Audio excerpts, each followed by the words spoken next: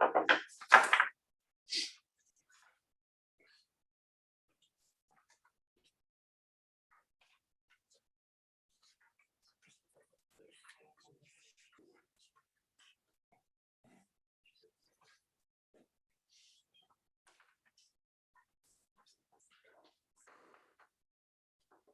right, 6:03 p.m. Tuesday, October 24th. We will call to order the planning board public workshop meeting and hearing. I'd like to welcome everybody here tonight. If we have folks that want to speak during any portion of tonight's meeting, you hopefully signed up before you got here. And if you didn't, I need you to come see Jocelyn, and we'll move through the agenda as expeditiously but effectively as possible. I think just at a quick look, we have 1, 2, 3, 4 items to discuss tonight. I see a couple of familiar faces, which means that we have a couple of items that we've discussed multiple times that may be coming to some sort of reconciliation and disposition here tonight. So I am Chris Ellis, your chair. Our other members of the board that are here, Mark Hall, Rachel Breister, and Shadi Khadivi. Yeah. We welcome our newest members again. This is a real, that last meeting we had was real, that was the preview. This is the real deal. It will be dark when we leave, because it's dark now. And it'll be cold too. We thank our court counsel and planning board staff members and their support and guidance on the projects as well. But we'll get started. The rules are posted on the site. Most of you are familiar, but I'll just state for public comment, there's a 3-minute limit unless you are an elected official representing a broader swath of the community. You have 6. Our presenters we are asking them to stay within a 10-minute time capsule. Then we will ask questions, we will receive great information from our planning staff and move through the items in orderly fashion. Any questions from the board? Did I miss anything? Everybody out there okay? All right, let's get to rocking and rolling. Our first one is some conditional use permit 0073 352 State Street, also 209 Lark, mixed use neighborhood center, about 606 square feet of existing building located on the ground floor to be used as a bar or tavern. Jesse, you here? Where's Jesse? So the applicant is not present. This project was waiting on the Albany County Planning Board's recommendation. We did receive that recommendation and we recommend approval for the conditional use permit. Representing agent is not here as well? They are not. Okay. Is there anybody out in the audience that's here to tell us not to do this? Not that I know of. It sounds like this should be a consent agenda item. Oh, great. Anybody on the board have any questions about this? Good. Excellent. Three real quick. It's gonna take a long time. All right, seeing no unreadiness and no questions, without objection, we can approve this project. We look through the notes and the recommendations. Great, great, great. All right, I'll call for a vote to make it official. All in favor of approving conditional use project, 325 State Street, CUP 0073, please say aye. Aye. Those opposed? All right, this one.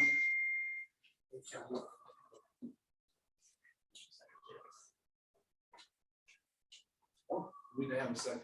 I'm sorry. I'm faster. Is there a motion? Let's start there. This is for 352 State Street. Motion to approve. I'll move it. It's not a problem. I'll move it. Is there a second? Second. All right. Got lots of seconds. Any questions on the motion? Seeing none. All in favor, say aye. Aye. And we have that one in the books.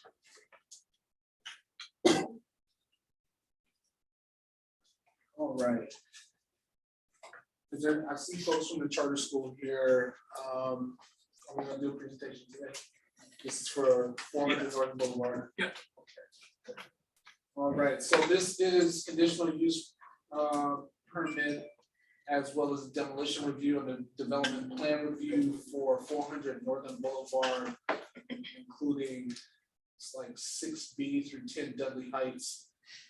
Applicant is Kip Tech Valley Charter High School, and the proposal is to construction of a 95,977 square foot school to include the demolition of adjacent structures at 6B through 10 Dudley Heights. Third appearance, starting back in the summer. There was a neg deck on secret type 1 action back in September, and now we're here to hear the rest of the goodies. So without further ado, that's down for 10 minutes to go through yours. Okay, great. Walt Whitman from MJ Engineering, representing the applicant, Kip Capital District Schools. As you know, we've been here several times in front of the board to go over, and I just wanted to be able to go through a quick review of the project for the new members. The project is located in mixed use neighborhood edge, the MUNE zone. Here's an aerial. As you can see there, the white building in the middle, upper middle, is the current middle school. And then to the east, on the other side of Northern Boulevard, is the existing primary school with their parking lot. And as you work further south, Kip currently owns the vacant funeral home. That's the large building there with the long, narrow parking lot, and then the two family dwellings to the south of that. And those are the 3 buildings that the chairman mentioned about being demoed as part of the project. This is a mapping diagram of the school and relative to the other surrounding buildings. As part of the project application, we were in front of the BZA for 2 variances. One was for a height variance, and the other one was for front setback variance. And I'll get into those a little bit more as we get through this. So this is the overall site plan. The building is first floor is about 39,000 square feet altogether, about 96,000. Just to bring your attention to that red dashed line that kind of bisects the property. That came about through our geotechnical investigation. It was determined that the slope to the rear of the property is relatively steep, and based on their reporting, it was recommended to build the building to the west or to the left of that slope stability line. We can have parking and everything past that point, but it was very important to push the building as close to the Northern Boulevard as possible. As you can see, the orange areas there, that is our stormwater management areas, hence why we were set back a little bit. We needed that front area to be able to store the stormwater prior to discharging onto Northern Boulevard. Because another recommendation in the geotech report was not to send any stormwater to the rear of the property.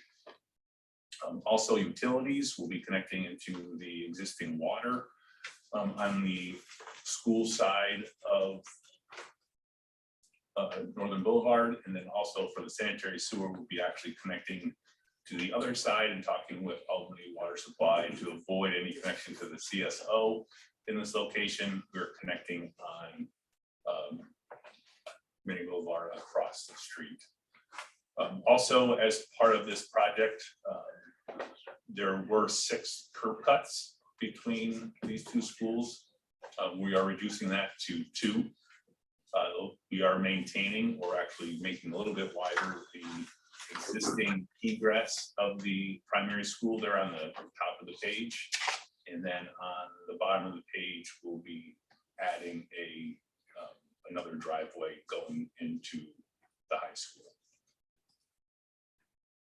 As part of the project, we did go through a traffic impact evaluation. The project will be generating new vehicle trips, 400 or so in the morning and 289 in the PM.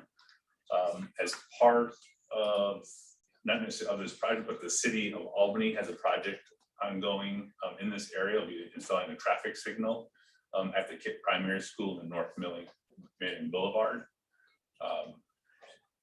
The results of the traffic study will be widening the existing primary school driveway to provide 1 lane entering and 2 lanes exiting. So you'll have a left, right, and straight to get to the middle school, and also restriping of Northern Boulevard, and I'll get into that a little bit more in the next slide.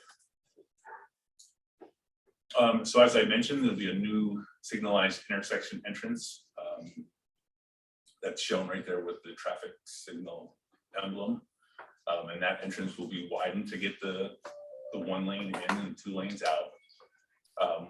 We are proposing to restripe, so we'll have a left turn lane into the primary school, a left turn lane going down North Manning to get to the middle school, and then also a left turn lane to get into the new high school driveway there on the left. And this work will all be coordinated with the city traffic department to have that driveway and that work done at the same time as their signal work is being completed. This is the traffic circulation for both schools. On the top of the page in red is the primary school bus route. That will remain the same as they are right now. They'll come in at that drive, make that loop around, drop the kids off, and then exit back out. The parent drop off, they will be coming. So what we're doing here is all parent drop off, no matter if it's high school or primary, and those starting times will be staggered. That isn't finalized yet in stone, but we're probably looking between 30 and 45 minutes of staggered start times, just to make it easier for drop off and buses. All drop offs will be through the southernmost driveway there at the bottom of the page, and we'll loop around the building into the 3 lanes. Kind of the setup that they have now, the 3 lanes are actually closer to Northern Boulevard. In this latest plan, the lanes are just getting pushed back further into the parking lot. So they'll line up in those 3 lanes, be able to drop their children off onto the sidewalks, go around, and then exit out the new traffic signalized intersection there. This is our landscaping. We are showing the trees along the frontage of the school property. Also, in talking with the city architects, there are new trees that were newly planted along the frontage here. And what is being proposed is they will now be moved to the other side of the road. So they'll just be transplanted to the other side, and we'll be having new plantings along the frontage here. Also, if you look on the bottom right-hand side of the page, there is a neighboring residential dwelling to the south, and we are proposing a 6-foot vinyl fencing with northern white cedars on the residential side of that fence. This is the front elevation. As the chairman mentioned, this is a 3-story building. Originally, it was a 4-story. But once we got into not necessarily constructability, but costing of that, it was kind of reevaluated to see what they can do to still function with the programming that's required in the space of losing the floor. So here, this is a 3-story building, 42 feet in height. The first floor will be masonry, very similar to the existing primary school and the adjacent middle school and Livingston School apartments. In the upper couple floors will be glass metal panels. This is the east elevation, very similar. This is the rear of the school, showing the same masonry first floor, and then the glass metal panels are on the upper floor.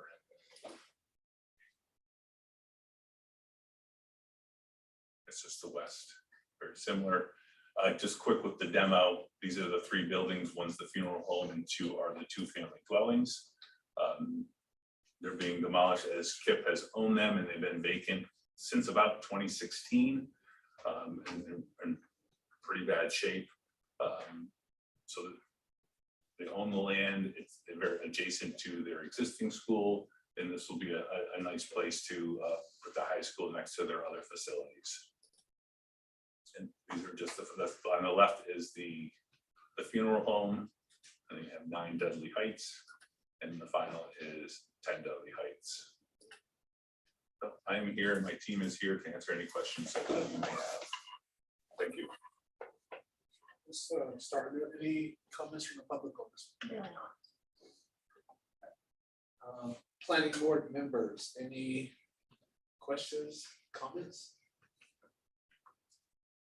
I have just a question. Looking at the entrances, exits on the back side of the building, do they all have covered entrances, canopies, or only some of them? Right now, they do show, I believe, 2 out of the 3. But in discussions, we are going to be providing that 3rd canopy, so they'll all have one on the rear of the building.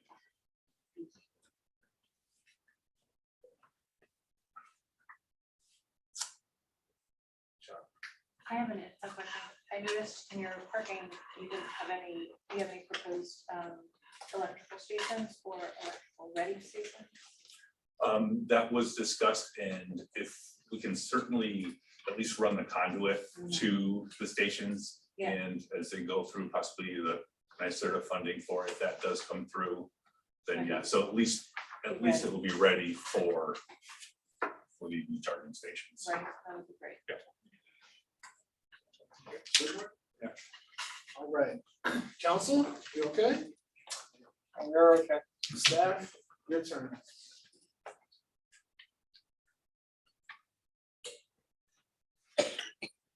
So a lot of the points have already been answered. The Board of Zoning Appeals did grant the 2 variances for the setback and the height of the building. They have been working with Trudeau and Traffic Division to mitigate traffic. And then they did speak to the EV ready and capable as well, which was one of our recommendations. And the overhang placement and canopy provided at the rear entrance, especially the accessible entrance and exits at the rear. So that's all from us. Yeah, just to note, we have 3 different application types. We have the conditional use permit, demolition, and development plan review. So we are recommending approval without conditions for both the conditional use permit and the demolition review. For the development plan review, we're recommending approval with conditions, specifically just to obtaining approval from 2 departments, the Department of Water and Water Supply and the Division of Traffic Control. And that would be prior to the issuance of any building permits. And then lastly, just the consolidation of the various parcels into one property. And that would be prior to the issuance of a certificate of occupancy.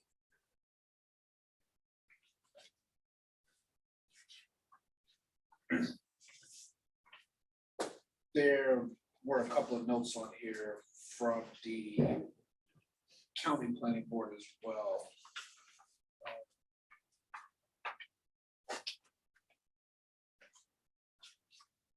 No flags with this, it's just stormwater prevention plan. All right. Our two newest members of the board, we've had quite a bit of engagement with this project. Before I call for action, I wanted to make sure that you are comfortable at this point with advancing, or if we need to defer. I think we'd still have quorum if I don't vote, right? That is correct. All right. First action is conditional use permit. Is there a motion for a conditional use permit for 400 Northern Boulevard? So moved. Is there a second? Second. It's been moved and properly seconded to issue a conditional use permit. All in favor, please say aye. Aye. Those opposed? Motion carries. Second one, I'll start. I move to issue a demolition review plan, and this would be demolition review number 0139, 0140, and 0141 for 400 Northern Boulevard. Is there a second? Been moved and seconded. Any questions on the motion? All in favor, please say aye. Aye. Motion carries.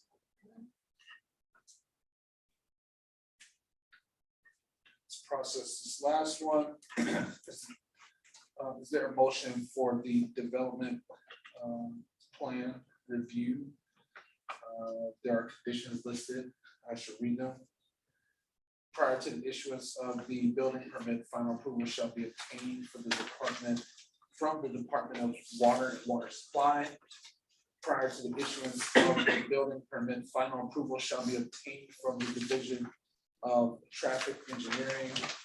And finally, prior to the issuance of a certificate of occupancy, the applicant shall consolidate tax lots known as 400 Northern Boulevard, 6B Dudley Heights, 7 Dudley Heights, 9 Dudley Heights, and 10 Dudley Heights. Is there a motion to approve with the conditions that I just read? Okay, is there a second? I'll second that. All right. Are there any questions on the motion? Seeing none, all in favor, please say aye. Aye. All right, that motion carries as well.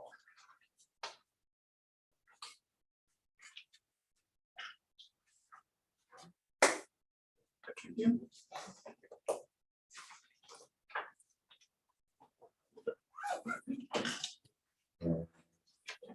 Thank you.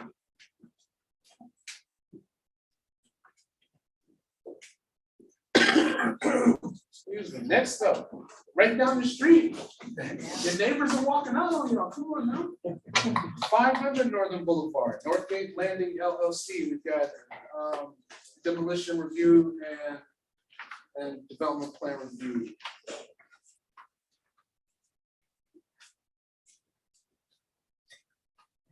This will allow for the construction of 2 4-story apartment buildings totaling 233,864 square feet to accommodate 184 dwelling units and 168 parking spaces.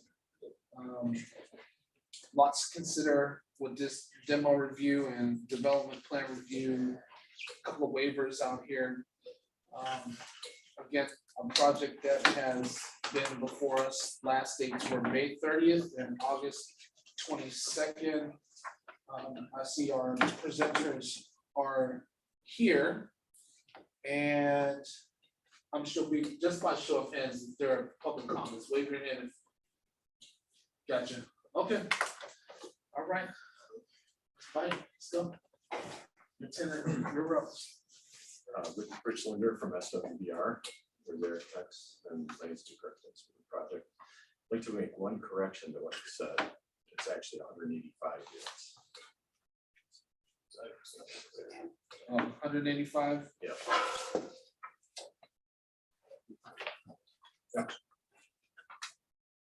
184 stuck in some of the documents for some reason. All good. Can we go to the next slide? So this parcel is located on Northern Boulevard, backs up to the highway there near Shaker Road. Next slide. This slide kind of shows you relative scale between our two new buildings and the buildings across the street, and some of them in the background. We're actually calling it 500 and 502 Northern Boulevard. 500 being closer to us, and 502 further. Next slide, please. This is a view from the street, looking at one of the two entrances. Each building has a entrance. This that faces the street. This building, you have to go from the sidewalk up, and because of the way the grade is, you go from the sidewalk down to the building on the building that's planned on the other side of the driveway coming in. Next slide, please. So we put together this collage of the two buildings that face Northern Boulevard in the center to show how the two of them come together. There's a drive that goes down between them. There's a little plan on the lower left, so you can orient it the same directions and see how that comes together. The other two views are what you see from the outside on the west and east. In front of the building, where the entry drive comes out to the street, we're going to have a mid-block crossing, approximately 500 feet from Shaker Street. We'll have signage in both directions and flashing lights. It's also located up at the top there, that yellow line. This slide shows several things. One is you see the red dots on there. Those are locations of security cameras. All the yellow dots you see are locations of building mounted lights or post lights or bollard lights, depending on where you are on the site. We also have the dark blue line that goes around the back and the two sides of the building. Those two lines will actually extend up to the right of way, and that's going to be a black vinyl coated chain link fence like you see on the right side, 48 inches high. I know security was a big issue, so we thought showing lights and the camera pretty well covered. So just one addition to that is that this is a plan that we reviewed with the police department, and they felt as though it was appropriate in terms of its scale, scope, and accessibility. So recreation has been another thing that's come up in the meetings. We thought we'd show enlargements of each area. So upper left there, we have a 50-foot by 58-foot fenced in area that has an inclusive playground and two climbing structures, along with seating for parents. If you go to the area just adjacent to the building below that, there's a patio area. It's gonna have a pergola, outdoor kitchen, game tables, umbrellas, and outdoor dining, and places for casual interaction like seat walls. Further down, we have an area with bocce court that'll also have areas for seating for players and spectators, and a couple more outdoor dining tables and grills. The lower right plan corner there, we have a 2-foot fenced in contemplative garden,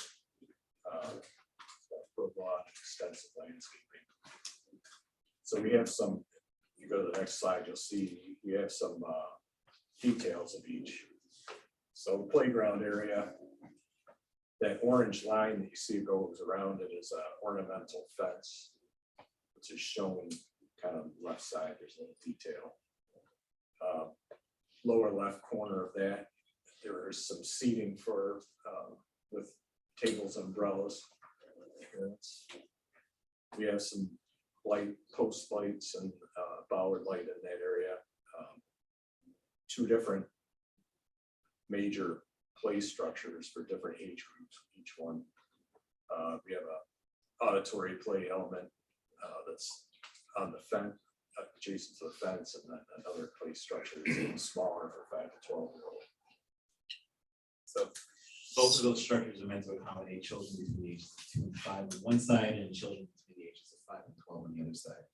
The idea with this particular play structure is such that we allow for the opportunity for parental involvement and for people to, work with their kids and have their kids be, play in that area in a very safe way. It's lighted as well in that area. So next slide.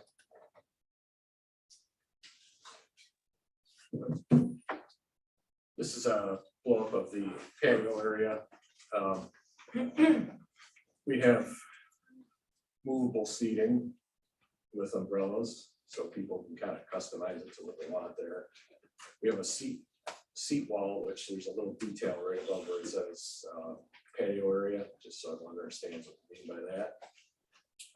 There's one of those. There's one of those above and below the pergola on the plan. The center part there has a pergola that's going to have string lights and an outdoor kitchen with outdoor dining tables.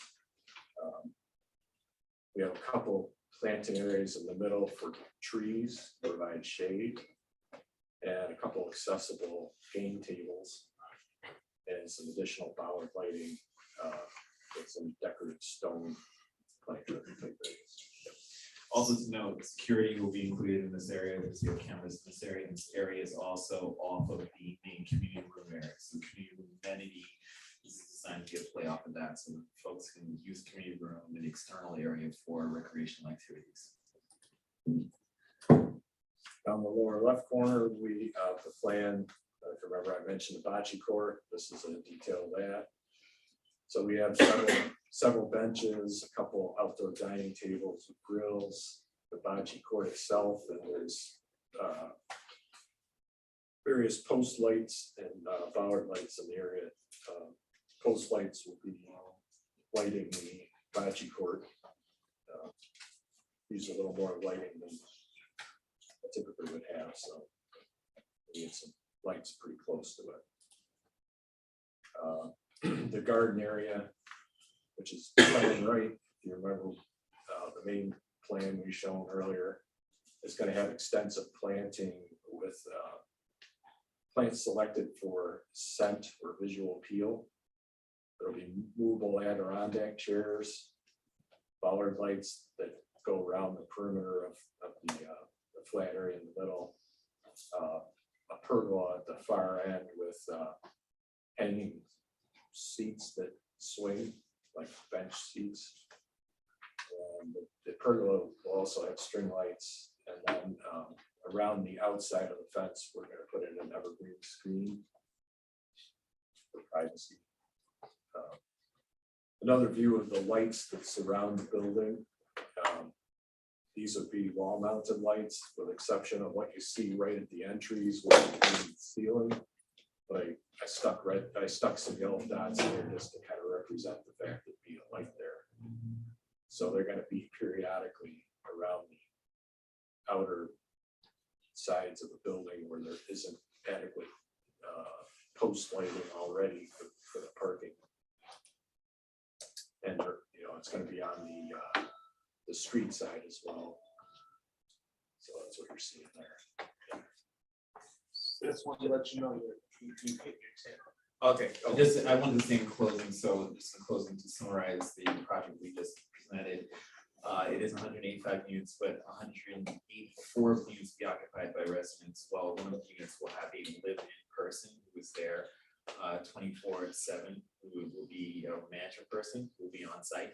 So that's our, the usual way we do these things with developers, so that person will be consistently on site and will be there in case there's any issues or ongoing issues besides our usual property management staff. And the expectation is that we will have 2 full-time property management staff on site, 3 maintenance staff on site, and in addition to that, we typically do in buildings like this is have security buildings as well during the daytimes and during the night times as well if required. Thank you, sir.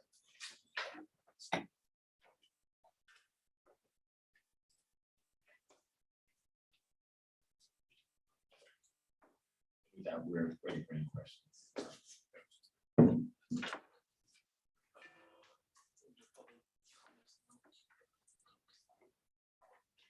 All right, let's do public comments now. Ms. Jones.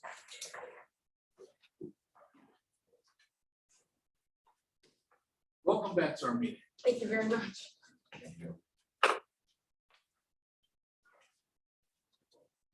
I am Eva Joseph and I reside at 14 Grimmore Court here in Albany. I'm the president of our homeowners association. Does that qualify me as an elected official? And give me 6 minutes. No, Okay, well then I will. but we are gracious. We are You not here are. to limit public comments. So You are, so I will do my best to stay within the regulated time. I am representing the 14 homeowners at 14 Grimmore Court, which is located just 250 feet from the site of the proposed North Gate Landing housing project. As I begin my comments, it's important that I reaffirm, as I have in the past, that we do not object to an affordable housing project at 500 Oakland Boulevard. We do, however, continue to object to the proposed project size and scale, its scope, and its design. This evening, I will depart from that, and I'll tell you that none of our concerns or requests for variation in any of these elements have been addressed with anything other than the minor modifications which were presented tonight, and also adding some trees, some bricking to portions of the facade, a fence, and a bocce court.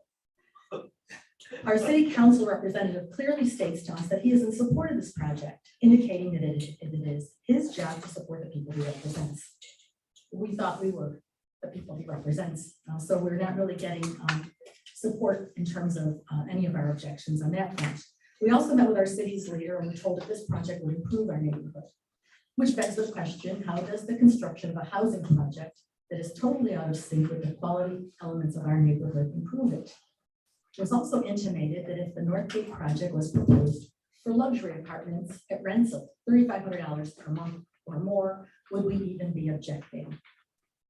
Apart from the condescending nature of that comment, it's unfortunate that how quickly people jump to accusations about who will live there as a way of overshadowing the true concern about the project construct. We live less than 250 feet from Loudon Arms Apartments, a housing development of 319 apartment units with 1 and 2 bedroom apartments. It's comprised of well-designed 2-story structures with green space and other recreational amenities. It offers affordable housing to which there is no objection at all. It is well-designed, complements the neighborhood, and is a community asset. I will firmly state again so that it is clearly understood that our opposition is not about this project proposed as affordable housing, but rather its size, scope, and design. The developer purports, even requesting one of the waivers presented this evening, that the neighborhood currently has varied uses, including multifamily residential and single-family structures, and a new multifamily residential structure would not seem out of character with the existing neighborhood. True, it would not seem out of character unless, and it's an important unless, as is the case with the Northgate project, that the size, scope, and design of the new multifamily residential structure is completely contrary and out of sync with the existing neighborhood. The Northgate project with proposed population density comparable to Manhattan is totally out of character with the existing neighborhood and has the potential to negatively impact all that currently exists. At this point, we can only acknowledge that it's about the economics of the project for the developer and politics. One only needs to read Chris Churchill's article in this past Sunday's Times Union to understand the politics of affordable housing in Albany and the role of its common council. And one only needs to review the financial incentives to the developer and its justifications for this large-scale project to understand the economics for Conifer Realty. In response to our concerns that this project will result in a high density of low-income population, we continue to be told by the developer that this is not a low-income project, but rather affordable housing. However, Conifer has applied to the state for a 9% low-income housing tax credit. In addition to other incentives it expects to receive, Conifer indicates that the project is fully funded through completion. It has become abundantly clear to us, the neighbors, and the surrounding community that the developer is not going to scale back on the size of this project due to its own economics, as it is dependent on a high volume project in order for it to be financially viable for the company. It would take far too much time this evening to review point by point the dismissive nature of the developer's responses to public comment. There are, though, a few important points that I would like to make. The first is design. We have provided considerable feedback regarding the size, lack of design features, and the formidableness of the two very large street abutting structures. The developer, however, responds that the feedback is too vague and that it doesn't know what's intended or what the commenters mean by requesting a change in design. But I submit that the developer knows exactly what they mean. It just won't work for them with this project at this site. And I say that because I have reviewed every single one of the 164 housing projects that Conifer has on its website that are located in New York, New Jersey, Maryland, and Pennsylvania. Most are really aesthetically pleasing, aesthetically designed. None, however, with the exception of urban high-rise apartment communities with parks and salons and fitness centers, and also some renovated existing older structures, none have 4 stories, except one, but that only has 90 apartments, less than half the size of Northgate Landing. None, other than those I previously described, have 185 apartments, even in large urban cities like Baltimore and Philadelphia. And just as an aside, many have balconies as a design feature, although Conifer cites that the reason for no balconies to enhance the appearance at Northgate is that they're considered dangerous. We have made 3 requests to the developer to identify successful projects of similar size, scale, and design so that we could visit them in order to bolster our confidence in the Northgate Landing project. We received nothing, and were ultimately given a response that there was a gag order on providing us with any information due to some big project applications that they were making in the Syracuse area. The actual simple reason that we did not receive anything about successful similar projects is because none exist. To the suggestion of reducing the project by eliminating a 4th floor, Conifer states, these projects operate on tight margins to keep the housing affordable, and removing the floor may make the project infeasible for state funding. Again, economics, not people. To the concern about a high density resident population, Conifer actually projects the total occupancy for the 185 1, 2, and 3 bedroom apartments to be 348 people, which equates to less than 2 people per apartment. A more realistic projection potentially totals 700 plus. To the concern about a burgeoning influx of students to neighboring schools, Conifer states that its projection of 164 to 328 new students into a school is not a problem. I know from experience, in reality, that is really a problem. Regarding this traffic study, no consideration was given to the impact of the 800 student high school being built right next door that we just heard about at 400 Northern Boulevard. It wasn't even mentioned. Traffic congestion in consideration of that was not even concerned. I could go on, but I will stop here. We continue to be told that this is not a done deal. But given the lack of genuine responsiveness to the input, feedback, and concerns of many of the community stakeholders, it certainly seems that way. This is not perceived by us as progress for the greater good. Despite the dismissiveness by our city council representation, the city leadership, and the developer, we continue to look to the planning board to challenge the developer to revise its current plan to better meet the needs of the community and all of its residents, both those of us that currently reside in the project's neighborhood and all of those who we will welcome as our future neighbors. Thank you very much for your time and consideration. I will send you my unabridged version of my comments, which was actually about 30 minutes that I reduced as best I could. Also, as an aside, the Bryn Mawr community did not receive the required notice of this meeting tonight, and it's only by virtue of us following progress on the website that we knew to be here to public comment. Thank you. This is, do we want to respond on the notice? We have affidavits that notices were provided to everyone as required under the USCO regulations. We did not receive anything. We had it for the past 2 previous meetings as required by regulation, but this time we received nothing.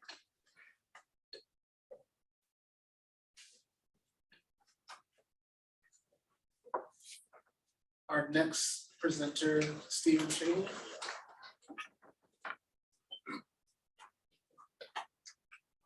The previous presenter, Eva, she did a good job, covered a lot of what I'm going to cover.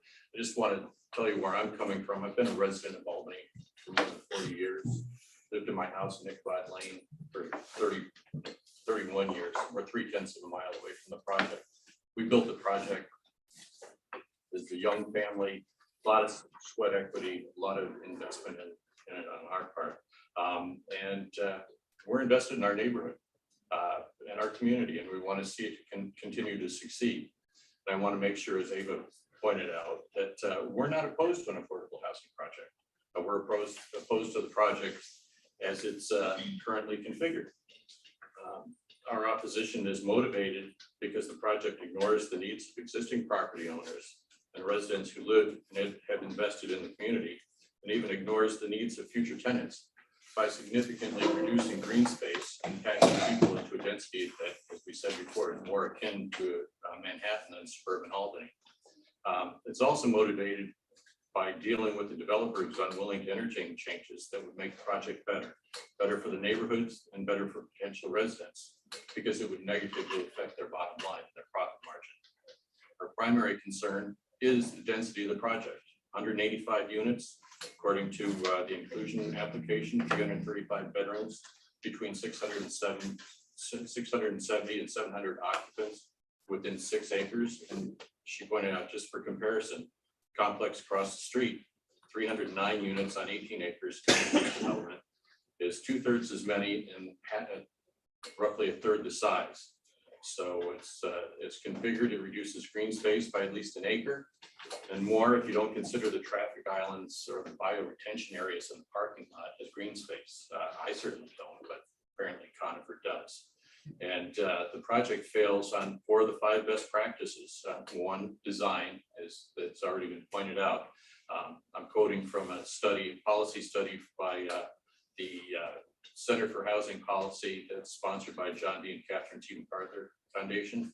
Affordable housing that's attractively designed and blends with the surrounding neighborhood may be more likely to have no effect or even a positive effect on nearby property values. This one clearly doesn't fit into the neighborhood. Strong neighborhoods, as long as it's not overly concentrated. And they stress that locating affordable housing developments in strong neighborhoods with high income values or high home values and low poverty rates is unlikely to have an adverse effect. This is, we're trying to cram 600 people into 6 acres. So, and then concentration, that they keep on coming back to concentration in this policy study. And its research suggests that distressed areas may benefit from new affordable housing developments that are large enough to overcome surrounding blight. The area isn't blighted. Okay, in other neighborhoods, large concentrations of affordable units are best avoided in favor of more moderately sized developments that may limit the negative effects associated with concentrations of poverty. Based on the requirements, okay, the funding, 71% of the units will be renting to people with lower than 60% of the area median income, and 57% at half or less. That's a concentration of poverty. And one of the other things that came up in the discussion with the 400 Northern Boulevard project is the ravine by the bridge. This property abuts that, and I have raised that issue in my written notes to you. regarding the potential of runoff destabilizing that slope. And as you saw, they had to accommodate for that slope on the other side in that project. And I would strongly urge the panel to look into that, because I do believe that that could be a serious problem, especially given the torrential rains we've had due to climate change and the storms over the summer. In conclusion, I'm opposed to the North Gate Landing project and any approvals to move the project forward until the needs of the neighborhood are considered and included in the project plans. The people affected by the current project have chosen to live in the city of Albany. And for many, the investment and purchase of their homes was the largest investment they will make in their lifetime. We believe that we deserve to have a voice in the process, and that the housing development should be driven not by what's best for the developer, but what's best for the community and the future tenants. And that's I'm done with my comments. I thank you for your time. And I have a question. I had sent comments out to the board, copied on the application for the 9% tax credit. And I don't believe I had the names of the new council or board members. So do I need to resubmit that, or or will you be able to supply those? Yeah, we have it distributed. Okay, great, thank you. Thank you. Samuel Wells.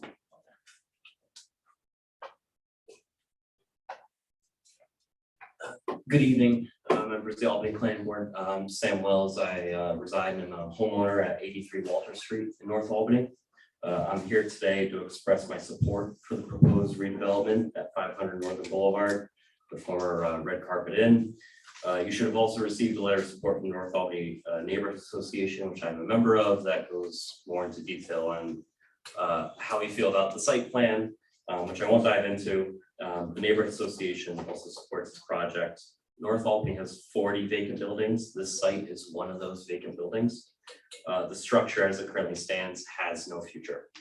Its previous life as a hotel was a constant issue for the neighborhood. The hotel had hundreds of police, EMS, emergency calls. Things got so bad there a few years ago that DSS and the city stopped using it for emergency shelter for residents who were displaced. And a man was murdered there just 2 years ago.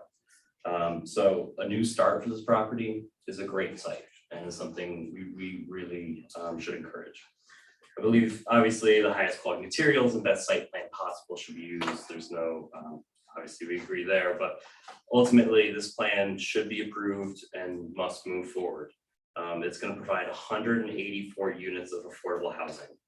That housing be accessible and affordable to teachers and staff teaching our kids in the Albany City School District, workers at Samaritan Hospital treating patients across the street. And it'll be affordable to city employees. You may recognize me as a city employee. I mention that because some of my coworkers come into this building every single day and work on housing issues for Albany residents. And then they go home at night having some of the same issues themselves, wondering how they'll make rent this month or where they can move to that will be safe for the kids. This project will provide that safe place. I'd estimate 60–70% of the employees who work every day in this building are likely eligible for these units. So when we talk about affordable housing or low income or whatever term you want to say, that's what we're talking about, is city employees who work for the city and work for Albany residents every single day. Many of my coworkers, they'll be eligible for this housing. Supporting this project is supporting the people who work for the city, the people who work to educate your kids, and the people who take care of the sick and injured across the street. We need it, all 184 units and more. The alternative here is a rotting, deteriorated, vacant building that may eventually be torn down at the taxpayers' expense. I support this project. I'd like to see it move forward. Thank you so much. Thank you.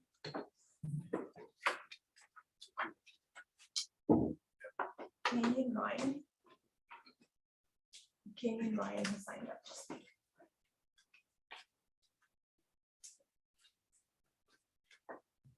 Hi, thank you for giving me the opportunity to speak. Sorry I didn't get the chance to sign up beforehand, so I really do appreciate it. I'm not going to take up too much of your time.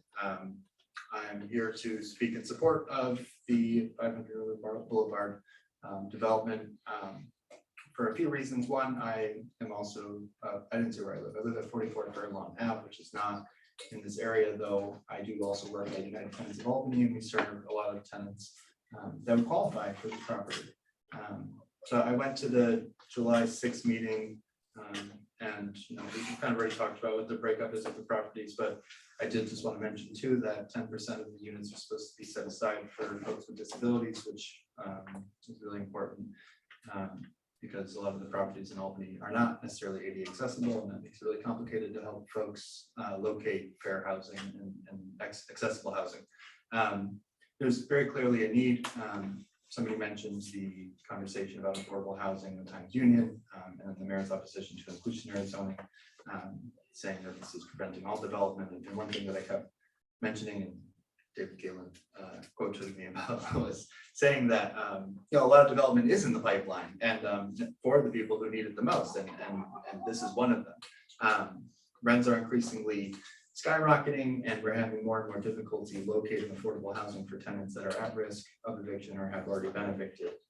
So this is a really key development. And I'll also just mention, folks keep saying that this is going to concentrate poverty, but this is based on the county area median income, not the city of Albany area median income, which is 40% higher than what we have in the city now. So I wouldn't say that it's a concentration of poverty, unless I'm considered in poverty as an executive director of a not-for-profit, because I would qualify for this property. And one other thing I think is really important to mention is that if it is successful in getting its LIHTC status, low-income housing tax credit properties have tenants that, as a result of it, have good cause eviction. The city of Albany is the first city in New York State to pass good cause. The state decided that we weren't allowed to have it, but LIHTC tenants do have it, and it's a really essential protection for promoting housing stability and in turn promoting community stability and community harmony. And then the more people that we put in this area, the more likely it is that a grocery store will come to it, which is also a big issue when ShopRite's closing down now. So I really do support this project, and I know a lot of the tenants that we work with benefit from it. So thank you again.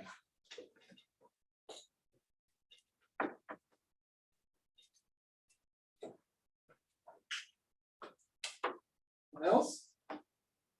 I just got a question. Where will the children be going to school there? Depends. Huh? It depends. They can go to They're the gonna have to public, walk? they can go to the public school. They can go to apply for the charter schools that are adjacent. Well, I don't know if they'd have money for the charter schools. The charter All right. schools are public. They are, but they're by lottery. That's not the argument for this board at this time. That's your previous world. The traffic situation will be awful. And kids walking around going to school is gonna be awful. You mean kids from the development or the kids that are already at Kids these from two the schools? development of 500. Trying to get to school in the morning. You got the high school with the traffic's gonna be now. You got all the state workers coming down Shaker Road.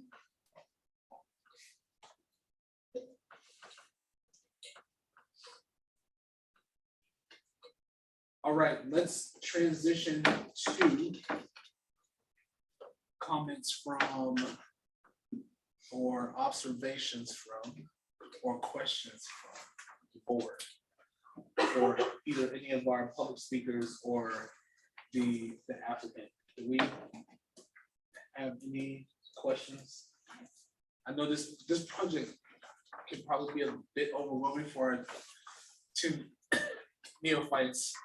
You both are really well versed, but we've been dealing with and processing this one for quite a while. So I think if you have questions, given that we could be in a position to call for a vote tonight, that you should ask everything that you possibly have. I have a question.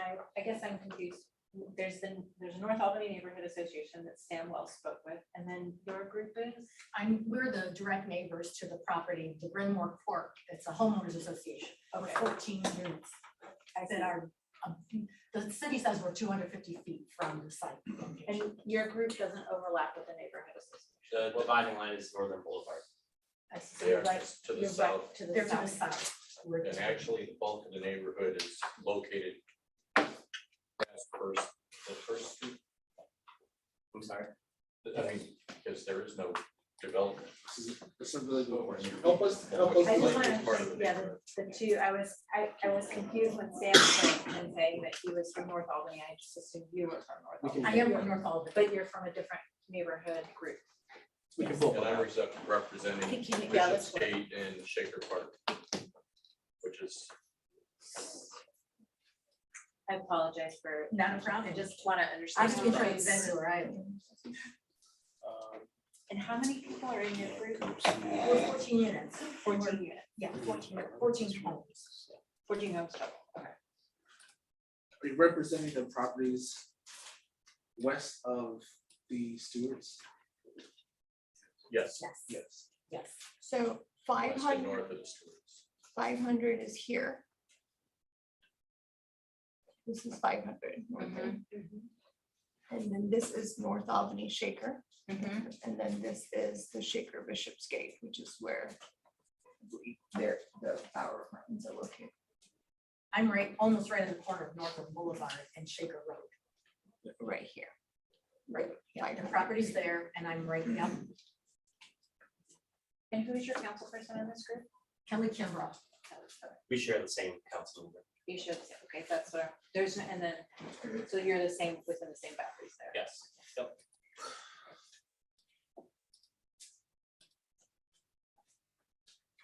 How far do you live from the project? I'm in the same neighborhood. I don't think it particularly. Well, Walter Street is We're not, just- to be honest with you. We're gonna keep some of the comments to the board, because unless there's anyone's coming up, we have to get the comments amongst the board members. I'll be got this mic on before, and this is, well, what leads me and Martin, not the first time that we had to try to process a project where there were, significant and ample feelings on the project. What I would, and I think part of our job as the board is to look at as to application and form.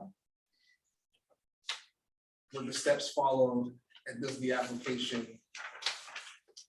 follow the USDO? So if there are no other questions from board members, I think now is probably appropriate to hear recommendation from the staff as to the application and things that they see from a professional perspective. Do we have any more questions? I do, I have a Certainly. question for the developers and a question for, Ask away. this I might have missed it, but just looking at the location of the security cameras, was I missing it, or are there no cameras located along the, I don't know if it's the front side or the back side, but the side that is opposite where the parking lot is? When you say opposite the parking lot, you're saying on that side. Oh, okay, there are red, sorry, when we looked at something, I didn't see the Okay. the cameras there, and I just wanted to make sure. But no cameras around like the playground or the gardens, or, oh yeah, there's one by the garden, okay. There, and what we typically look at is the radius in which we can see the cameras, and we store camera footage in the cloud. We make the cloud data available to the police as necessary if there's an incident on the site. Okay. And the live-in property manager that you said, I think you said we typically have people like that living on site. Is that Correct. typically somebody who lives there pretty consistently? Like, what's the turnover for that, and how likely are they to be embedded and involved in the community? Typically, that person is there for years. We've had people who stay on those sites for 15 to 20 years minimum. We look for the appropriate size unit, could be a person with kids, but the person who's gonna definitely be on site and embedded in the community, who will be available to other people who live there. And I can ask a question. Keep that, you can ask all the questions you want. So question for the public, Ava? Yes, Eva. You really drove home the point that it's kind of like the size, the scope and the design, and that the building is imposing, and I wonder how, and I am new to this conversation, so it may have already been articulated, but has there been a clear communication of what would be considered not imposing? 2 stories, 3 stories, 1 building? Has that conversation happened? First, if we could look at the slide that shows the imposition of the structure on the property, you would see how very large it is. We did ask if they could scale it back by 1 story. And they said that was not financially possible. We also suggested a different type of design where it didn't look so dormitory-ish, that it might be a better enhanced. And again, I go to their projects that are on their website. There are some beautiful properties, even those that they consider affordable housing. This particular design does not reflect that at all. I also want to say that yes, while there's been ongoing conversation about this project, this was already fully developed, and before the community was even presented with it in May. It was already fully developed, and this design was put together as it stands before we were even brought in to comment about it, which I think exacerbates some of that frustration and perhaps has not given the developer any thought about revising it.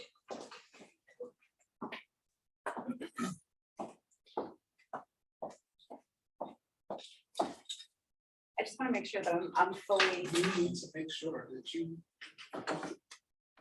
So were there considerations made to using a different material to make the property look more aesthetically similar to the surrounding neighborhood, or consideration?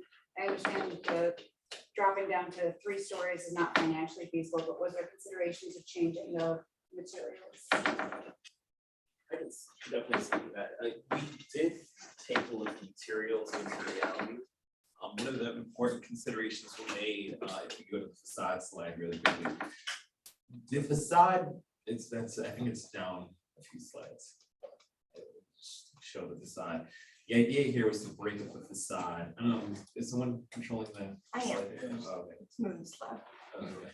And I want to point that out because part of what we're not seeing here in the slide deck that we would see when this is built eventually is that we're trying to break the materiality between the deck of the building. You have to go down another slide or 2. The computer, not the human. Okay, not cooperating. But the idea is that it's not to give the impression of a single slab building.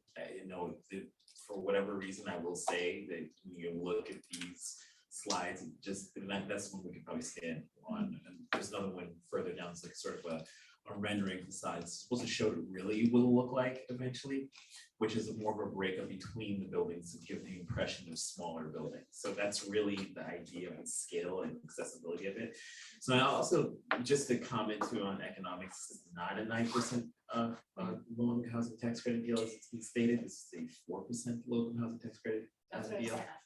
So that I just wanted to point out that distinction, and specifically, one of the other comments that was made is that our incomes here are all low income, but we are servicing people up to 80% EMI, which the incomes here are ranging from $45,000 to $89,000 a year. Is what people are making. So it's not low income; it's just affordable. And it's affordable to the extent that when people are living here, they're paying no more than 30% of their income for rents.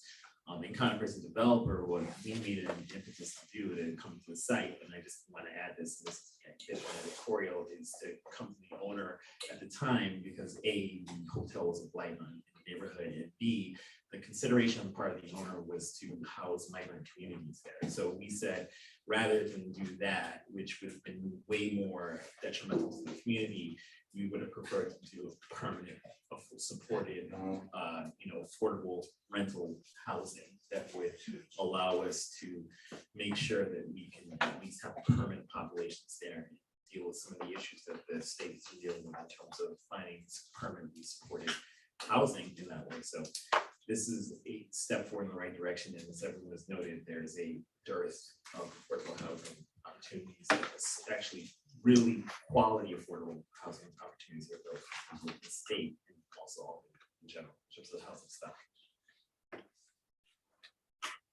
Can I ask a question? We were understanding that Conifer has applied for a 9% tax credit. We I'm sorry. did entertain Oh, I'm additional sorry. questions. Okay. Sorry, Mr. Ellis. We've done the public comment. Everybody's on the record. everybody got the full amount of time that they wanted and needed.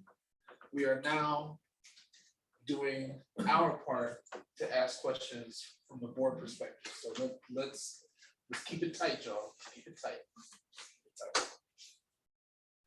Shawty, any more? Um, And fire away. I realize that there's been a lot of discussion on this before, and so I'm coming in new, I'm sympathetic, and I also understand the 2 points. But my question is, so one thing that wasn't clearly articulated in both presentations was that the location of public transportation and the impact on what that is like crossing Northern Boulevard. So the safety measures associated with that, beyond just what was shown as like a light, with a cross light with the light, is something to consider here, especially as a project. I think it's important to consider that if there is a need. Northern Boulevard is a busy street. What are the impacts? Will people follow that light? Is one crosswalk enough? You know, those are sort of urban questions in a busy neighborhood. I did think, you know, that's not in the plan, but in terms of just for buses, that's something to consider. So I appreciate the acknowledgement with the light that's being promoted, but it is something to consider as a busy street. I think we've talked about it a little bit too. Are there opportunities for slowing down traffic? Further bump outs is another question for traffic mitigation, for slowing things down, especially on a busy street with a building that size. And then I will ask the question, you know, like, you have a sea of parking, you have only 5 EV stations. Was it only 5 EV stations provided? Yeah. 5 EV stations. So like, are you gonna provide additional ready, you know, like provide the infrastructure for additional ones while you have the earth being moved like that, or are you gonna wait? So I will say typically,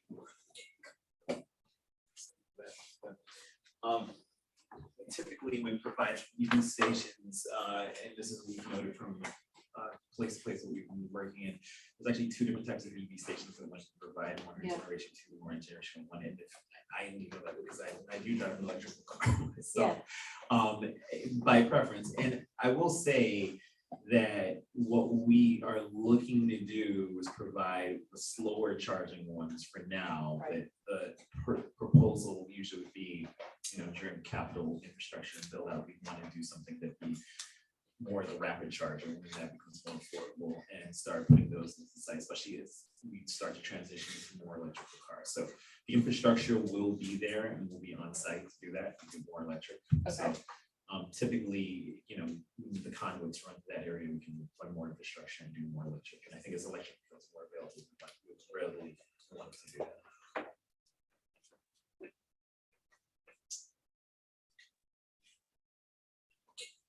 Are you good? I'm good. You've heard it already. Just let about here to the You've been a part of the process. You've been a part of the process. Every project is unique. Has its own set of circumstances. Avi, your turn? Sure. So I'd make a couple little notes based on the conversation that's been had, in addition to what's noted in the staff memo. Again, this property is in the MUCH zoning district. When we are evaluating projects, it's really important to remember the zoning district that the project is in, and taking that into context with where properties that have been referenced might be. They're often in different zoning districts that have very different regulations based on that particular area's existing character and structures. So in this particular zoning district, the MUCH, note that the maximum height here is actually 5 stories. So they're proposing 4. You know, there's also a difference in the density requirements that are in some of the adjacent RT and RM or RV districts. Whereas there's not the same density cap within the MUCH. Generally, we're looking to have higher densities along commercial corridor areas where there's more transportation. It's also typically more environmentally friendly to have higher densities than to have less people on more land. In terms of some of the concerns that were raised regarding water, one thing that we'd ultimately have at the end of this project is a final sign off from the water department, but in coordination with them, there's not any significant concerns caused by the site where the buildings are located, or the stormwater runoff. Essentially just minor issues that, not really issues, minor details to be finalized as the iterations of site plans come forward.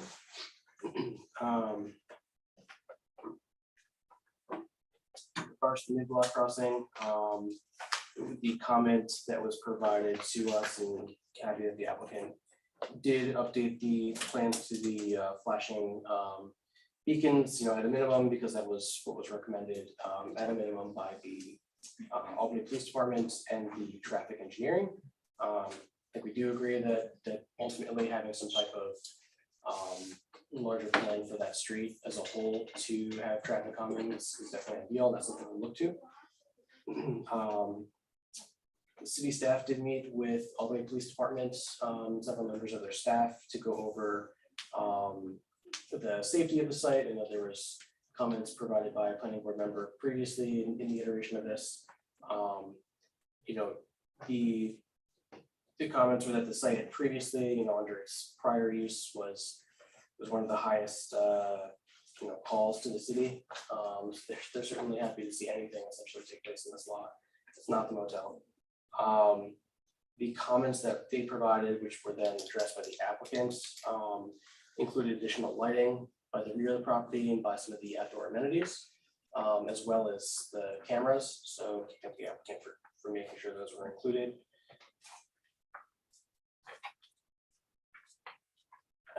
And I would draw the board's attention to the waivers, in addition to the main items that we have on here were for the demolition review and development plan review. But there are waivers that are being requested by the applicant, joined in the staff memo and up here. I would note that some of the changes that have been made in the iteration of plans from the applicant are based on staff comments and comments from the general public. I believe it actually removed the need for 3 additional waivers that were requested at first. So those have been withdrawn because they're not necessary, such as now providing the pedestrian access to the front. So just to kind of recap, for the waiver specifically, we have a right-of-way access width. This is relatively common for larger sites where the right-of-way access being requested is over 20 feet. In this case, they're requesting 26 feet.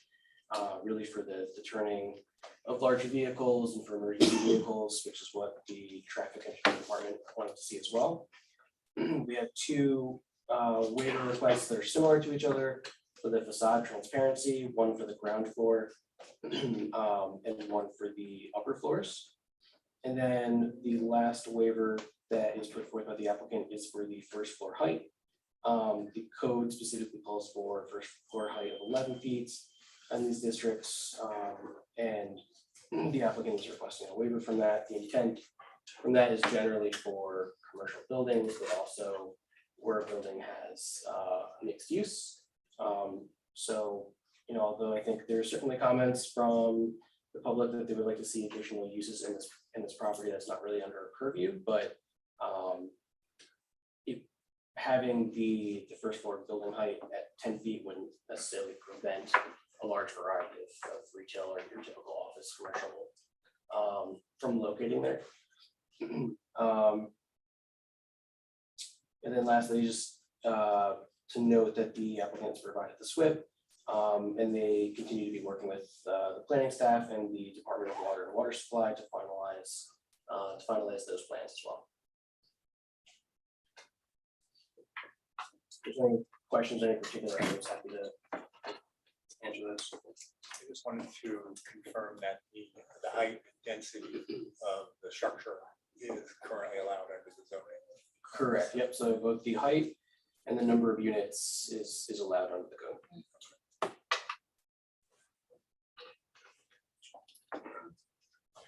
Thank you. Any more from you? You're good, okay. All right, there are many pieces today. 1, 2, 3, 4, 5, 6.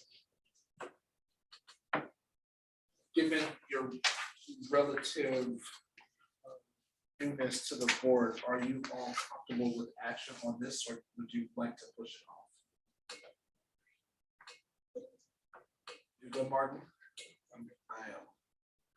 All right, Arneo, this, I don't want your immediate entry onto the board without, we had the benefit of at least 2 other meetings. We both have extensive experience in this world, so you can absorb faster than a layperson like me. So I didn't want to force your hand on the board. I think we've gone pretty good in today's meeting, and if you all are comfortable, then we should move forward. Okay, Sean? Okay.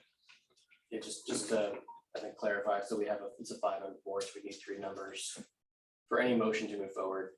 If the motion is put forward and there's not 3 members, then it would be a default denial, which is why we asked. I see. So we would want to know someone's abstaining beforehand. Well, I abstained on the last one. Okay. And I would feel comfortable abstaining on this one. You want to abstain too, or you are comfortable? I think I'm really. All right. That being said, we have 1, 2, 3, 4, 5, 6 recommended actions that I will read and process in order. For the first recommended action for demolition review, is there a motion from the board? Is there a second? I'll second. It's been moved and seconded to approve demolition review. All those in favor, please say aye. Aye. Motion carried. Second action is a waiver for the right-of-way access width of 6 feet. Is there a motion to approve that waiver for the right-of-way access? Is there a second?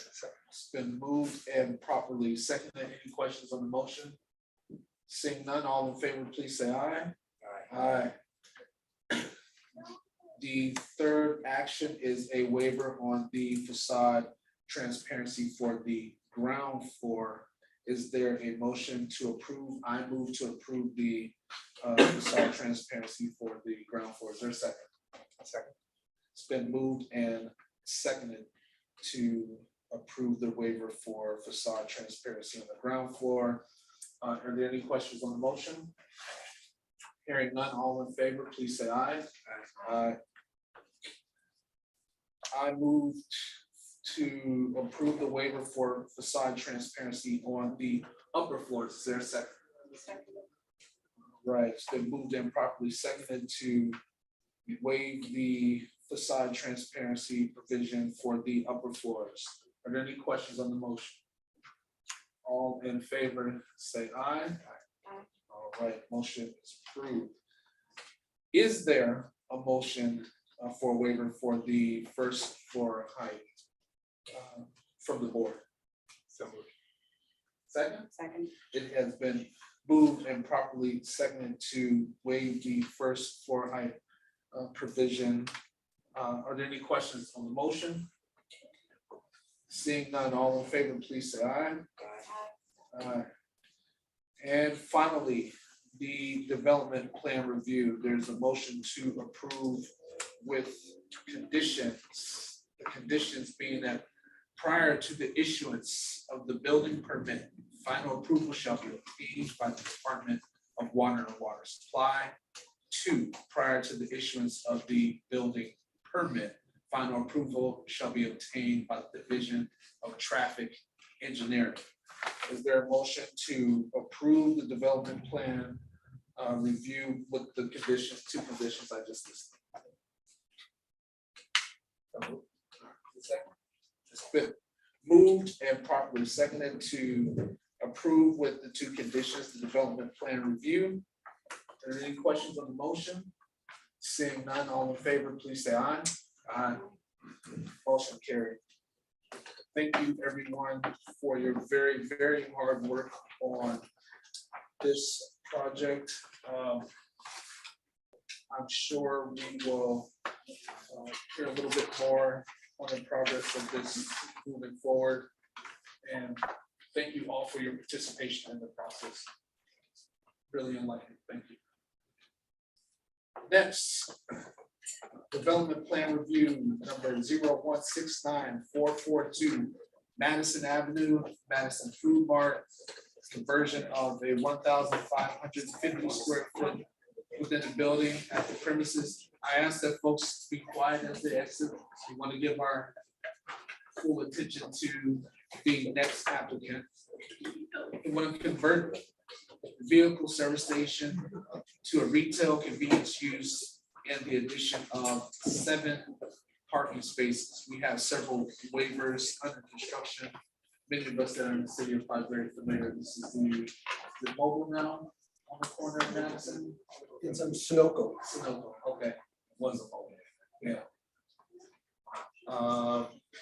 We had a prior appearance in June. There was a secret type 2 action determination of significance not required in this one. The recommendations from the Albany Planning Board are listed on our sheet, and we will allow our applicant to have 10 minutes to present. Thank you, Mr. Ellis, and thank you, fellow board members, and thank you all planning staff. My name is Dan Kaufman with Couple Court Engineering.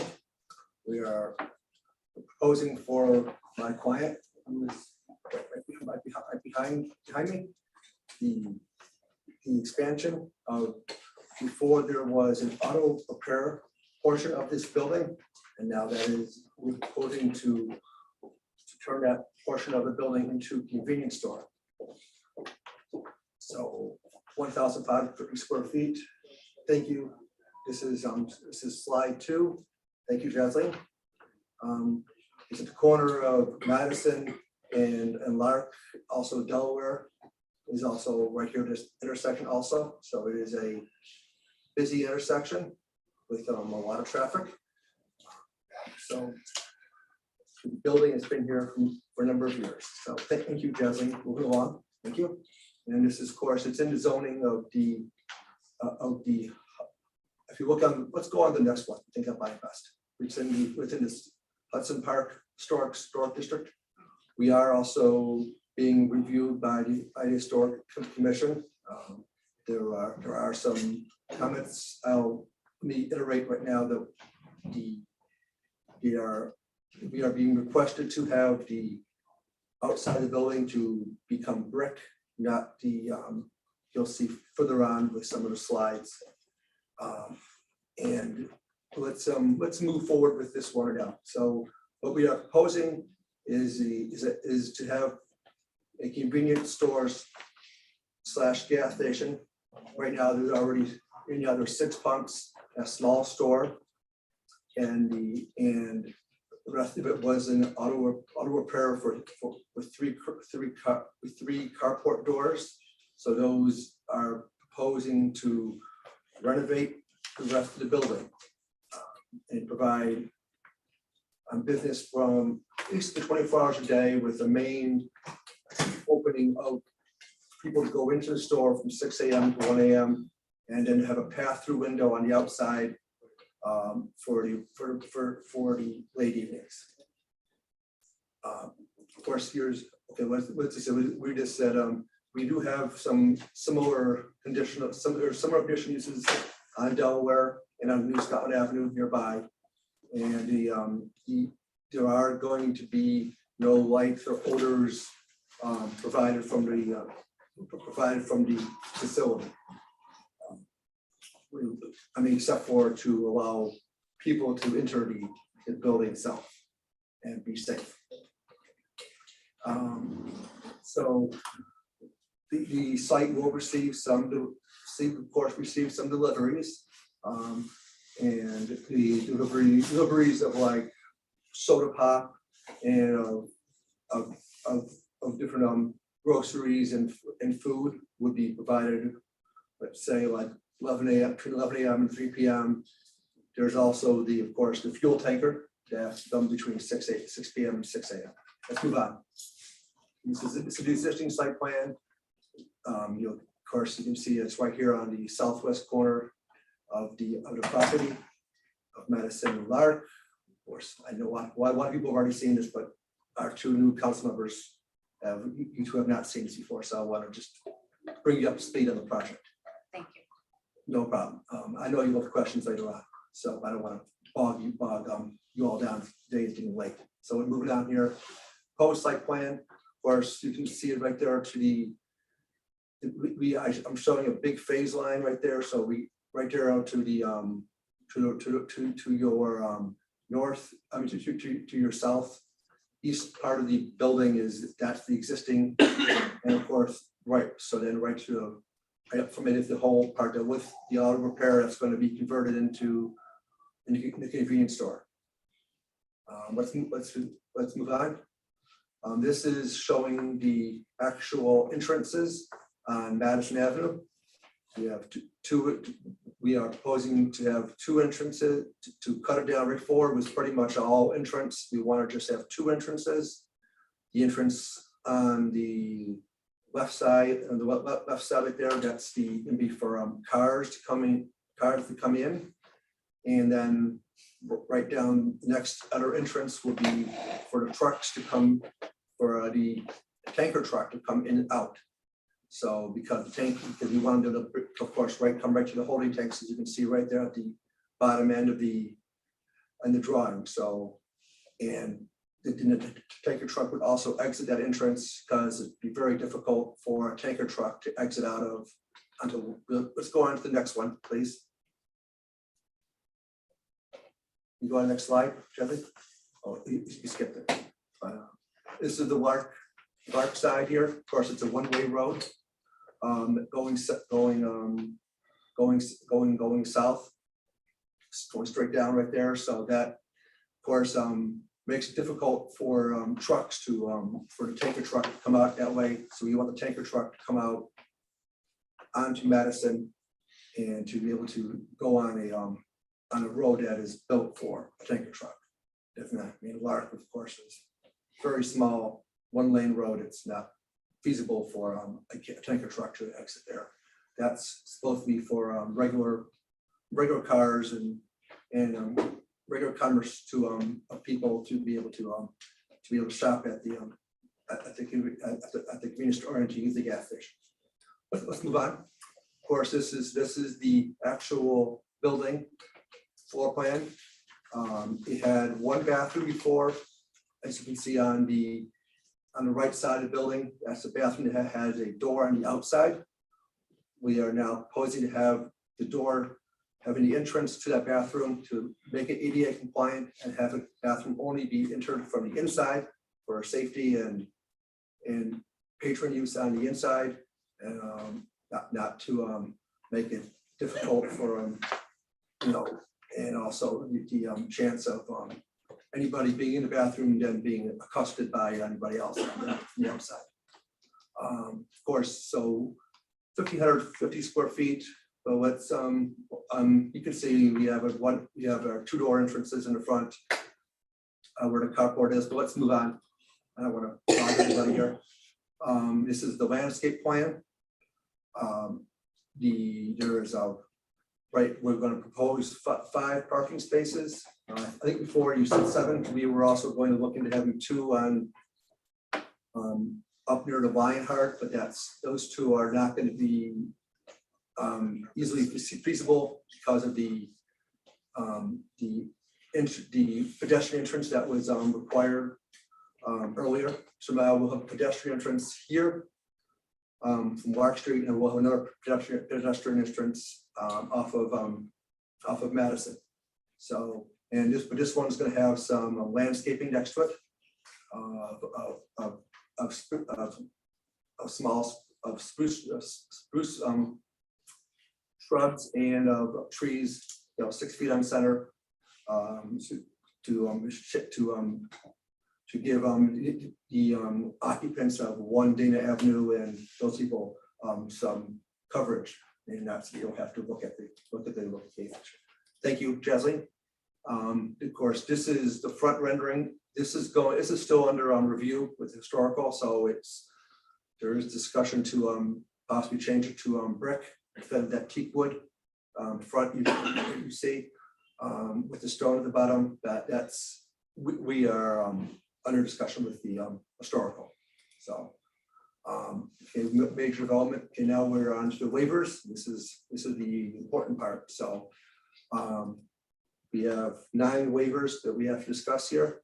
Waiver 1 is for street amenities.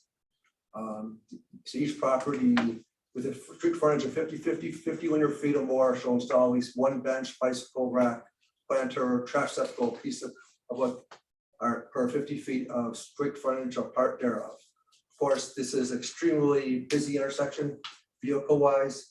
To put a bench there is not a good idea.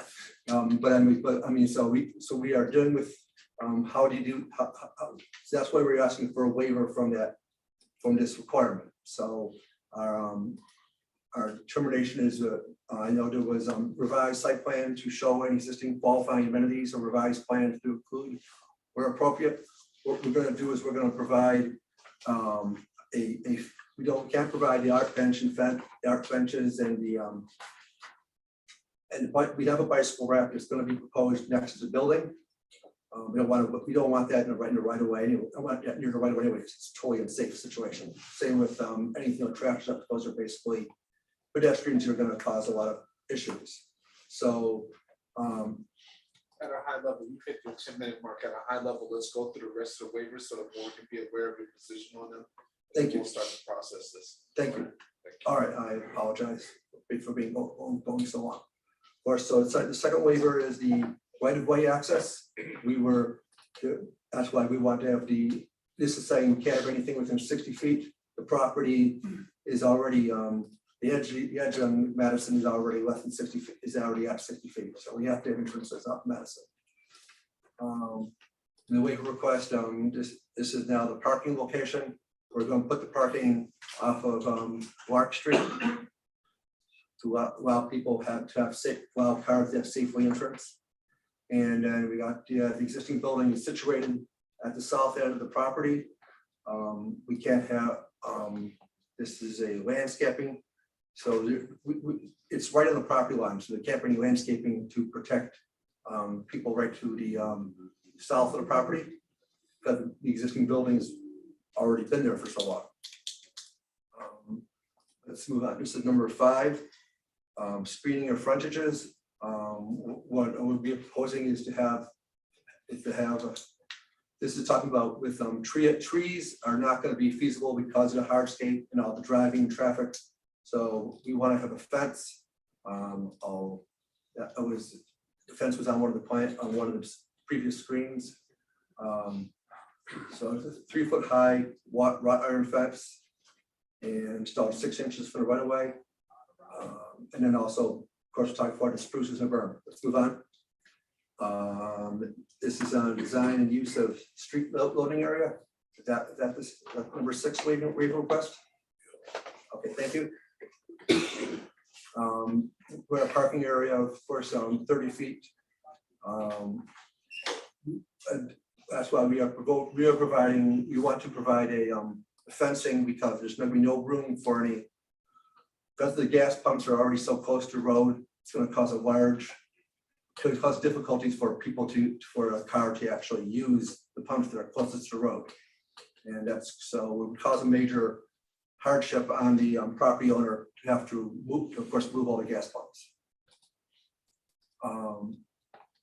Design and use of, okay, so let's move on to street trees.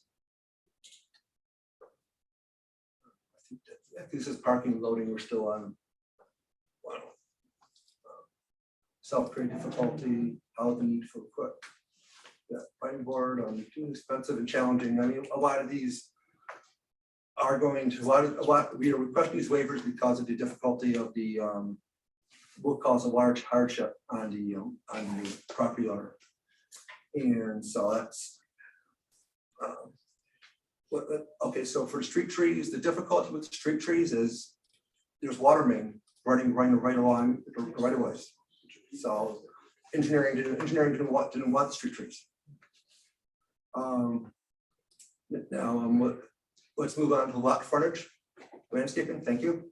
20% of the area between the front lot line to the location of existing building. Of course, being that it's right on the south side, it's already existing. And of course, the pumps are right next to the pumps, and to have a car to actually be able to use the pumps is makes the difficulty of the to actually work with it. So we are providing some plantings, of course, of pine trees and English oak shrubs in the berm at the next to the parking / pedestrian walkway off of Lark Street. And then this is the buffering requirements one. Thank you. Landscape buffer should be provided along each side or rear lot line by an applicant. Problem is the building's already on the rear lot line. It's already existing. You can't remove the building. We can't. I mean, to remove the building is going to be a large hardship on Madison Food Market. So that's the reason why that can't. So it's already self-created. So let's move on to questions and comments. One comment. Thank you, Chris. I'm sure you all spent a lot of money on renderings and designs and stuff like that. For this presentation, a simple before and after would have been just excellent, because everybody probably in the city of Albany has driven by that location hundreds of times, and just to be able to say before, after, and that felt like that would have just helped, because all of the waivers are things to basically comply with a piece that you already exists. So we get it. Thank you. We get it. Before and after. Before and after, because we'll have to do this one more time. All right. So when you come back the next time, we'll do it before and after. Okay. Any other comments from? I have one comment. I think your site plan is a little confusing because you actually have toilets in the site plan. So they're not quite separated out between your layers. Toilets? Yeah, if you go back, they're all layered in a way that's very hard to read. If you go back. I don't think that's the site plan. I think that's the build, the front, the floor plan. Can we see it? Maybe Is this a site plan? that's the site plan. Okay, so you do have doors. Yes. You have, Along, right, what we're demonstrating along the Lark Street side of the building, there is a bathroom, there is one bathroom there with a door to the outside. That one bathroom is now going to be, that door will become part of the wall, and you won't even be able to enter the so bathroom. like a before, a demo and a proposed would be really helpful to see, because right now they're like layered on top of each other in a way that's very hard to read. Also, there's no legend for all your line weights, and some of them overlap in a way that's hard to read. So I think go back one more. Is this the site plan? That's the existing site plan. That's the existing site plan. So this is the site plan that.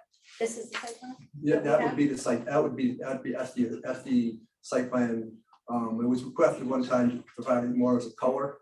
So to provide a demonstration of the actual path of the tanker trucks. I think what they meant is just coloring in the path of the tanker truck, like now showing the actual line weights, the layers that you have in the CAD file. Makes it even harder to read, right? Right, well, that's the reason why I didn't include that one in the Okay. slides. So that's good. And then but that's what we looked at that as well too. Okay, In our review. So, but providing a legend of before, a proposed and an existing condition would be super helpful. So this is what it is, and this is what we're looking to get. And then not overlaying them together would be very helpful to read. Let's see, If I could just add to that, I think please. in trying to make it easier to read, thinking of dividing things like your utilities on one sheet and having landscaping on a separate one. Otherwise, it just gets very, there's a lot on there that. you're trying to There are sheets already like that, but I don't know if those were included in this. Yeah, so you can, I mean, each trade or utility landscape has their own sheet. Right. The This below grade has their own. This is These are great. plans that actually did show the bathroom. Right, so if we go back to the bathroom, for instance, we have not yet seen, have we seen an existing condition?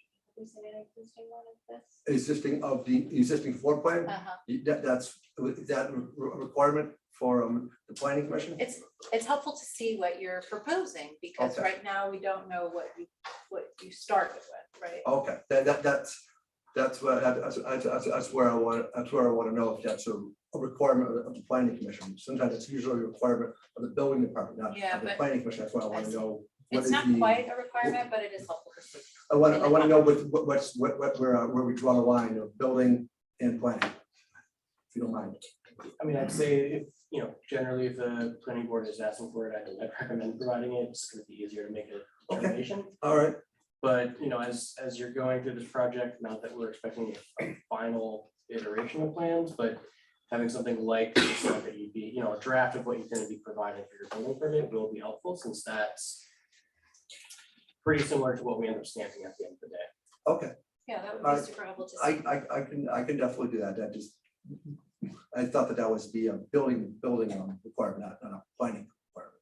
So, I mean, it is helpful in the context of the site, all right, right? okay. To see what was there, what you're Alright. proposing, especially I since you're removing geostations. I understand cars. your feelings, and I can provide that. And a legend. Yeah, that was talked about. No problem. I already wrote that down. No problem. Also, there's a bike lane on Madison. I don't see it on your site plan. Yeah, there's a bike lane. The bike lane now There's actually a bike lane on Madison. on the. Right there. Right. And it there. ends right there. Right there, So right like there. that So needs to be designated for You your need tanker you trucks. need to show the bike lane. I Okay. mean, as a site plan, right? People use it. I'm aware. Martin, anything? No, I'm good. Wait a minute. Mallet route, all right. So tonight we have 1, 2, 3. Oh, are there any comments from public on this one? Did you, there's been no emails or anything from the public? There have been in the past. For this meeting, we haven't received anything. Okay. As far as public comments or written comments go. I provided notices, and I actually did provide Yeah, two presentations that's great. and So helpful. and to the neighborhood before. Great. In the summertime, so that was provided for. To the gentleman. When anyone submits it, we'll put that in that correspondence folder. That's what. All right, thank you. We have 4 items to approve tonight. We'll defer for a subsequent meeting. And actually, it says the waiver for one of your pieces on the landscaping is actually not even required, so. Oh, yeah, but there are 9 waivers, yes, okay, so. Okay, so 4, 4, 1, that's 9. 4 we're gonna approve, 4 we're gonna defer, and 1 isn't required. And I'll go through those things after we process the motions, all right? Thank you. Okay, so on our first recommended action for the waiver for street amenities. There a motion to approve? Is there a second? I will second.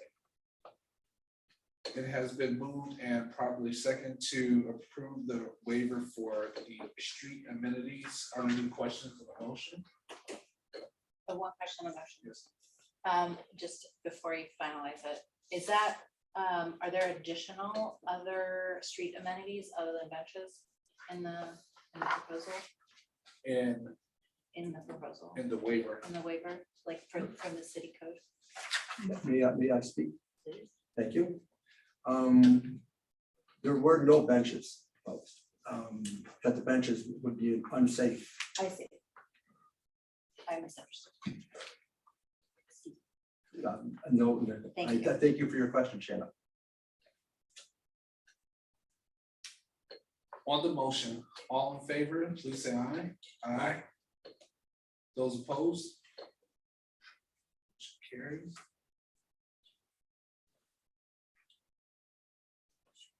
On the right of way access, is there a motion to approve the waiver for right of way access? What's that? Sorry, the right of way access. It's a lot on the agenda, I'm sorry, that's the one where they're reducing, like it is fully like open right now and For Long Madison, is that what you're asking me? that's what this waiver is for, correct? Right, it's to, We can have, if you want detail on it, do you want to go to that slide? Sure. For the number 2? I think, yeah, there's two, of course, there's two sides, it's a corner, so it'd be two sides.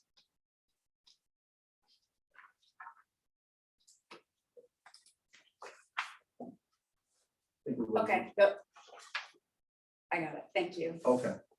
I apologize. All right. We were just at the point. Is there a second? Seconded. Thank you. It has been moved and properly seconded to provide a waiver for the right of way access. Are there any questions in the motion? Seeing none, all in favor, please say aye. Aye. Motion carries. Our third waiver is for the parking locations. Is there a, well, I will move to provide a approval waiver for parking locations. Is there a second? Second. It's been moved and properly seconded. Are there any questions on the motion? Hearing none, all in favor of the waiver for parking locations, say aye. Aye. Right, landscaping is not required, that's the fourth one. We are going to defer the screening of frontages, the design and use of off-street loading areas and street trees, as well as lot frontage landscaping until a subsequent meeting. Okay, so that, yeah, so the screening of frontages, that's being tabled? It is not being laid on the table. Okay. It is being deferred. Being deferred. that's what We are not bringing it forth for action. If it's laid on the table, that is an action. You have to bring it from the table. I'm just trying to make sure I understand what you're stating. Yes. Okay, all right, being deferred. May I ask, does that mean that it's still under review by the, It's still being considered, it's not been processed at this. okay, all right, no problem, thank you. I'm trying to clarify what I understand. And the last one we have, is there a motion for waiver for buffering requirements? So moved. There's a second. I'll second. It's been moved and properly seconded for a waiver for buffering requirements. Are there any questions on the motion? Hearing none, all in favor, please say aye. Aye. Motion carries. So, I mean, just so the other three waivers, those are been. 4. We approved 4. You go back to the you full approved, list. you approved 4. We're gonna go to the full list. Okay, We did number 1. And you're deferring on all Number those other 2. ones, okay. Number 3 and number 9. Number 4 is not required. We will, at a subsequent meeting, we'll look to address number 5, 6, 7, and 8. Then we'll reach out to you and provide you a outline of what's been acted upon, what's been deferred, what we may need additional information on. Yeah, because I also think my understanding is that we're still waiting on final the general services and engineering. Right, not so much, I couldn't speak to the finalized review, but we're definitely reviewing and other departments are reviewing your most recent submission. Okay, all right. Thank you. Just trying to make sure I understand. Good. All is well. So, thank you very much. Thank you very much. Thank you, board members. Absolutely. Board members, is there any more business that we would need or like to handle tonight? Yes, I would just like to bring your attention to the DEIS that have been submitted by the mission. This is, we're looking to put them on the agenda for November 14th. We will follow up with an email tomorrow with additional detail. But this is the DIS statement that they have submitted. So this would have to be reviewed and provided comments on. All right. That's all. So look forward to this. The time is now 7:58. Without objection, motion to adjourn. So we are adjourned. Thank you so much, everybody.